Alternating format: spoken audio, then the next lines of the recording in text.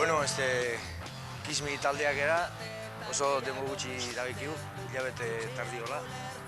Hasi ginen, gitarra hemen, Aitor gitarra bakoitza dituztiorako, astekotan, da ondo iritsi zaion, da hasi ginen, da holaxe.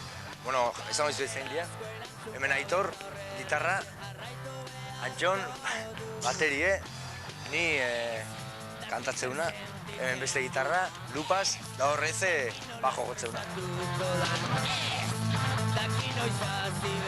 Bueno, Kismi abestia esan nahi du, Kismi da Euskal Herriko mito bat, esan nahi du, da gu izena horretik ezeitun izen bat jartzeko nola behar ginen, talden izena hoxe jarri ginen. Da Euskal Herriko mito baten kanta bat.